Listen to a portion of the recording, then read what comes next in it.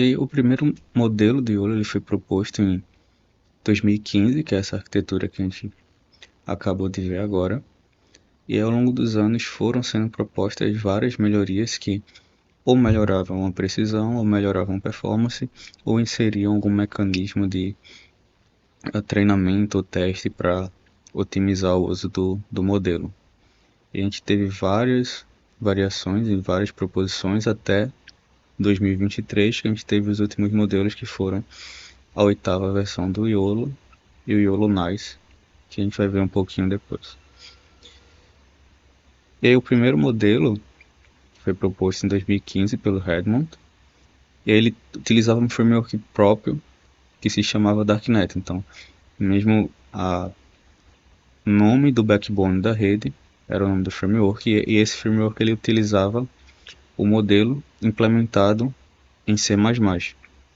E aí já tinha essa integração entre o C e o CUDA para fazer essa inferência eficiente. E aí vocês podem verificar depois, tem um site aqui do Redmond de Darknet. E aí esse modelo ele foi utilizado tanto para detecção como para o teste dos benchmarks de classificação, comparando com os modelos que estavam sendo testados no ImageNet da época. E aí tem diferentes aplicações também. Foi testado para visualizar ativações da rede, na ideia de você passar um template, passar um ruído, e a rede tentar predizer uma informação como se estivesse sonhando. Você ativar as features para entender o que é que está acontecendo lá dentro. Também tem uma implementação do jogo Go, utilizando a rede para fazer a classificação aqui dos pontos. E aí dentro dessa página, né, dos projetos da Darknet, tem várias dessas aplicações e vários testes que você pode conferir depois. Mas aí a ideia é que esse primeiro modelo ele foi implementado nesse framework e está lá disponível toda a estrutura do código para quem quiser utilizar. E dentro desse framework foi o primeiro modelo que utilizou esse formato que é utilizado por alguns modelos do YOLO até hoje, que é os arquivos de configuração. E aí basicamente dentro do mesmo arquivo de configuração a gente tinha as configurações do treinamento, então os parâmetros de treinamento estavam lá inseridos dentro do arquivo. A gente tinha essa definição da arquitetura. Então, a arquitetura era definida pelo arquivo de configuração que especificava o tipo de camada e os parâmetros da camada.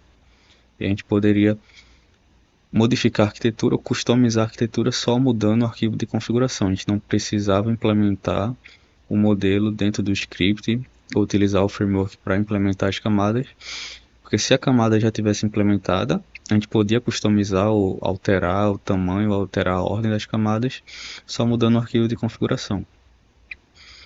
E tinha também os parâmetros para a gente fazer a detecção, que era o que definia a camada de detecção que a gente tinha resposta. Então, os thresholds para fazer a detecção de objeto, para fazer a detecção da classe, para definir o número de classes que a gente queria classificar. Então estava tudo autocontido no arquivo de configuração e a gente poderia customizar para modificar o modelo. E a gente teve essa melhoria do YOLO, que é a segunda versão, o YOLO 9000, que inseriu essa nova arquitetura. Então modificou um pouquinho a arquitetura com alguns blocos adicionais de convolução, max pooling, para otimizar o resultado. E inseriu essas features no treinamento, que é a utilização do Batch Normalization junto com os blocos de convolução para estabilizar o resultado do treino, a variação de resolução no treinamento. Então, uma das características desse YOLO V2 é que ele tira aquela camada linear que faz a classificação e coloca uma camada convolucional seguido de um pooling, de um average pooling global. Então, qual é a ideia? A gente tendo essa adição, tirando a camada linear, a gente não restringe o modelo a receber uma dimensão fixa durante o treinamento. Então a gente pode variar a dimensão que o modelo ele recebe porque os blocos convolucionais eles não dependem da resolução espacial. Ele só depende do número de canais da entrada. Você só especifica qual é o número de canais da entrada que vai passar pelo filtro da convolução. Então, com isso, você consegue treinar o mesmo modelo para trabalhar com diferentes resoluções. E aí, no final, você vai ter o mapa de ativação 3D, que vai sair da camada convolucional, e o average pooling, ele, ao invés de fazer o pooling espacial só, ele vai agregar todas as informações, vai fazer a média e vai retornar para você um vetor de tamanho de uma dimensão, que é a dimensão que você tem as features para cada classe. Então ele vai agregar as informações nesse vetor de uma dimensão e depois você faz a softmax para retornar os valores de probabilidade. E aí, removendo a camada linear, eles conseguiram fazer essa variação da resolução no treino e também inseriram a ideia de utilizar valores de âncora para fazer a estimação da detecção e fazer o treinamento baseado em clusters para a gente ter uma estimação inicial dos tamanhos dos objetos que a gente queria identificar. Então, a predição na segunda versão, ao invés da gente estimar diretamente o ponto x, y, w e h do bounding box, a gente tinha uma estimação do centro do bounding box, dentro da região que eu estava olhando. Então a gente tem uma estimação de onde está o centro, é um desvio com base no valor do grid. Por exemplo, a gente tem esse grid aqui, então a rede estimava que o centro do objeto estava um certo delta do topo do meu grid, do topo da posição do meu grid. Então, aqui ele estimava que o centro do objeto estava nessa área. E a altura e a largura do bounding box, de onde estava o objeto, era dada em função desse centro. Então a gente tinha um valor que definia a altura aqui e a largura, baseado nesses valores aqui, PW, PH. E aí, estimando esses valores, a gente conseguia encontrar o X e o Y do bounding box e o W e H, que é a largura e a altura do bounding box.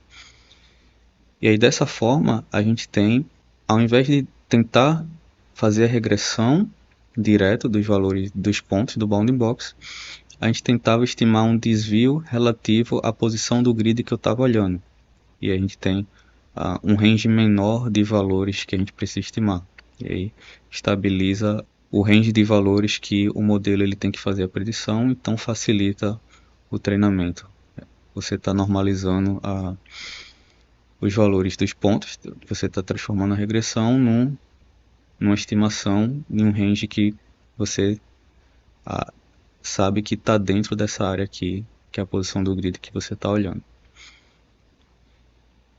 E aí a outra melhoria no treinamento é que do dataset que você estava usando para treinar, você já tinha as anotações das posições dos bounding box dos objetos do dataset.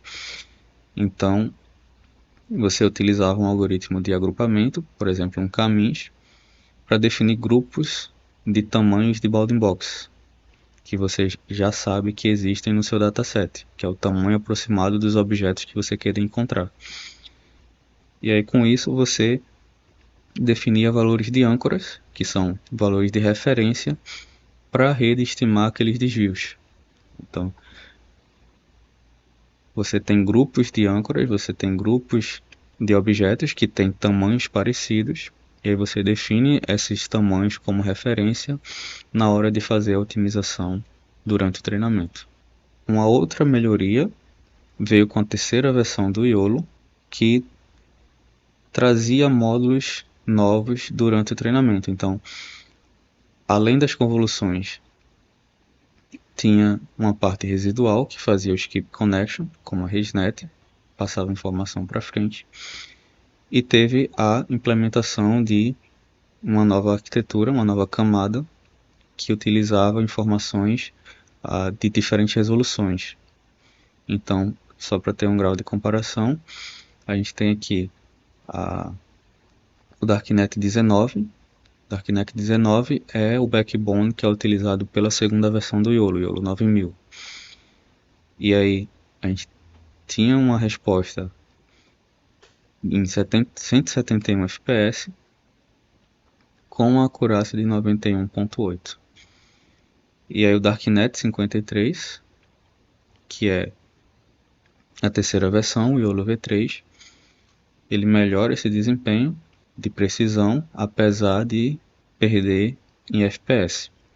Mas aí quando a gente compara esses valores com arquiteturas mais complexas, arquiteturas maiores que eram utilizadas na época, a gente tem essa diferença de FPS, de performance, mantendo a acurácia e a precisão que essas arquiteturas conseguiam. Então a ideia da terceira versão do YOLO é que ele tinha um grande ganho na precisão, se equiparando a arquiteturas maiores, mais complexas, apesar de ter essa perda de performance na inferência, mesmo ela sendo maior do que as outras arquiteturas. E aí, uma das principais contribuições do YOLO V3 é que ele também inseriu essa operação de Spatial Pyramid Pooling, que basicamente como você tinha essa variação de dimensão da imagem que a arquitetura ela conseguia processar, então você não tinha mais a restrição de ter uma entrada de dimensão fixa, você poderia variar a dimensão da entrada. Mas aí no final você teria também a variação do mapa de ativação que a rede ia gerar. Se você tem uma imagem maior, o mapa de ativação passando pela mesma arquitetura, ele também vai ser maior. E aí a ideia dessa operação é que para um mapa de ativação de tamanho arbitrário, a gente dividiria ele em regiões para extrair um conjunto de features de tamanho definido, uma representação de tamanho fixo.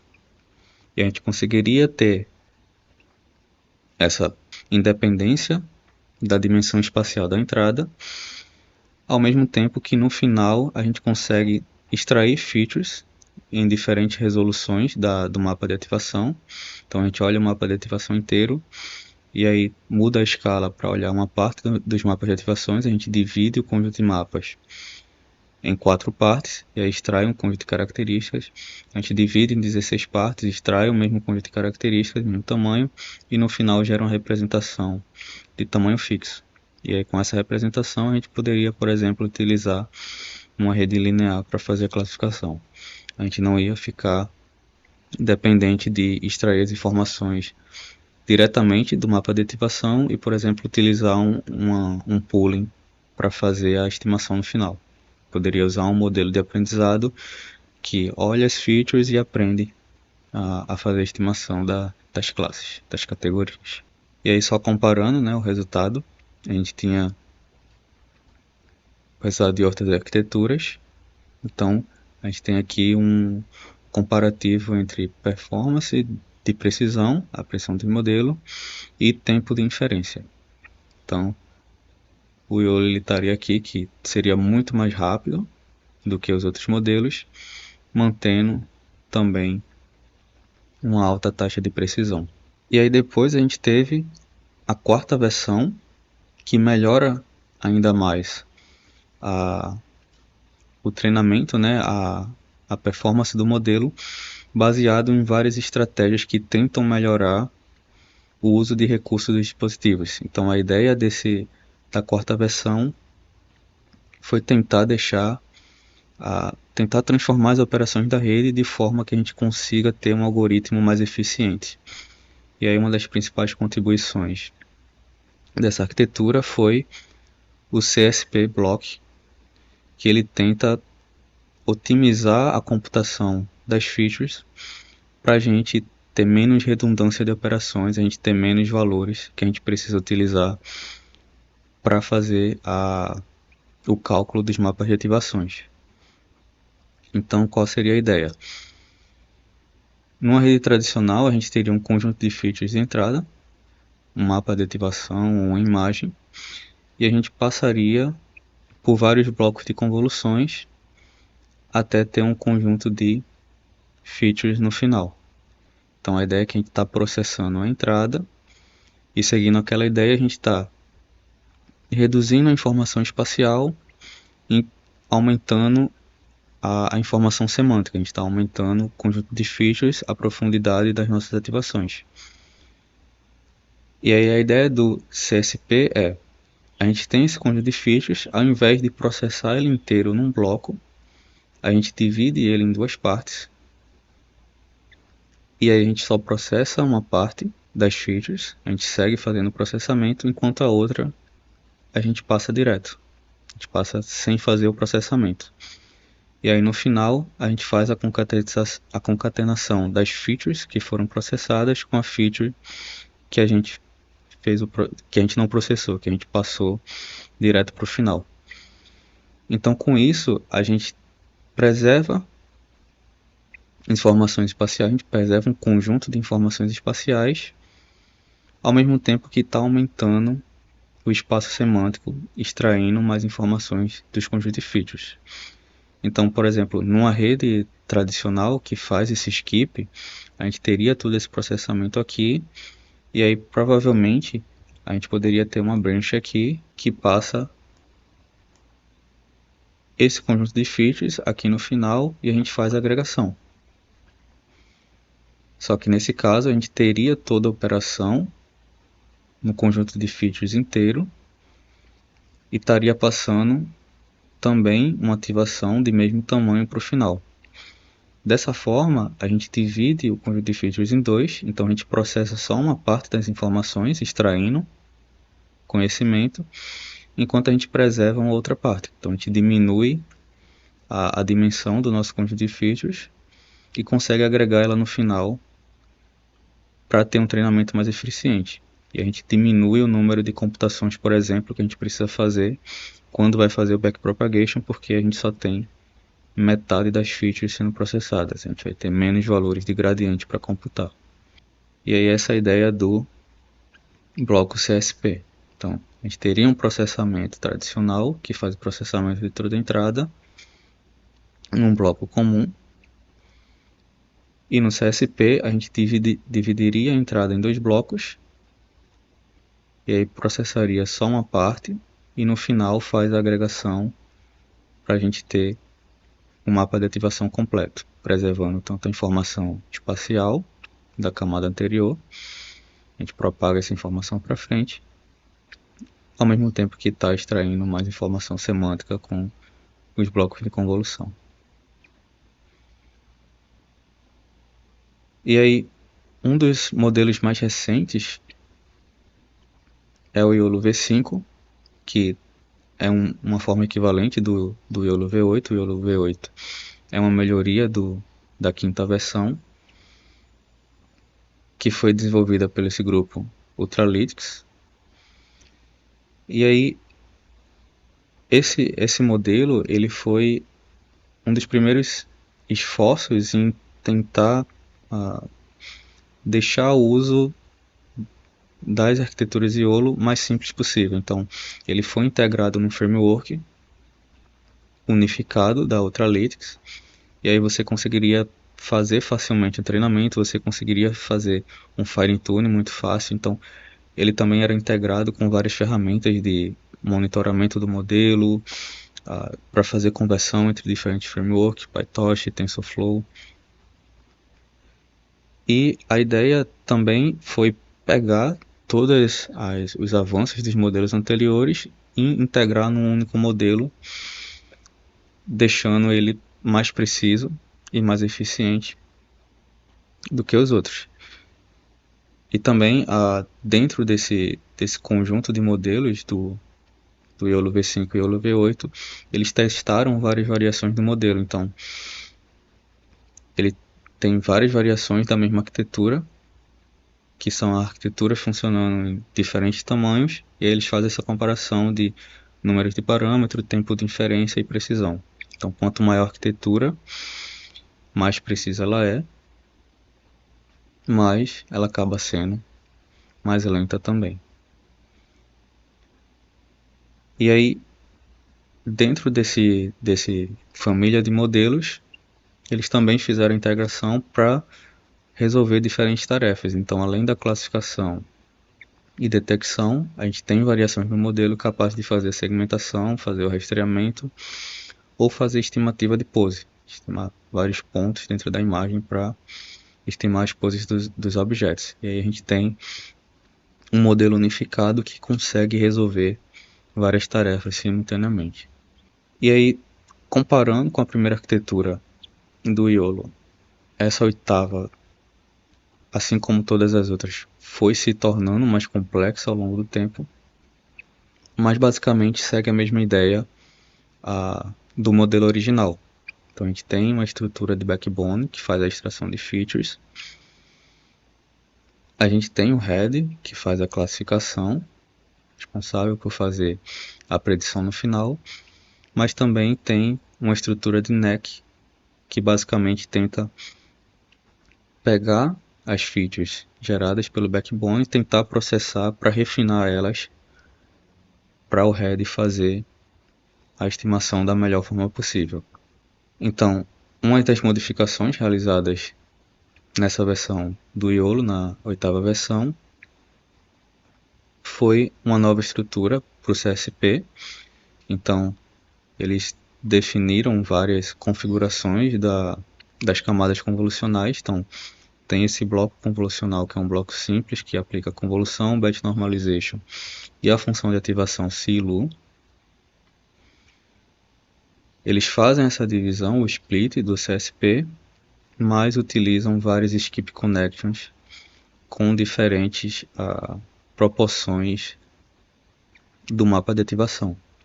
E eles aplicam isso no bottleneck, que faz o processamento das features divididas, para no final fazer a concatenação.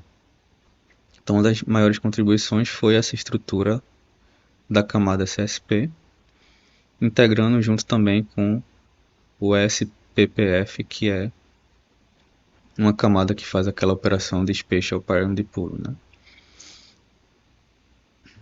E aí uma outra contribuição do V8 é que ao invés da gente ter a estimação integrada da posição dos objetos com a, a predição, a estimação das probabilidades das categorias, eles dividiram em duas branches. Então eu vou ter uma branch que vai fazer a regressão dos pontos do bounding box, fazer a regressão direta, e eu vou ter uma branch que vai fazer a predição das classes.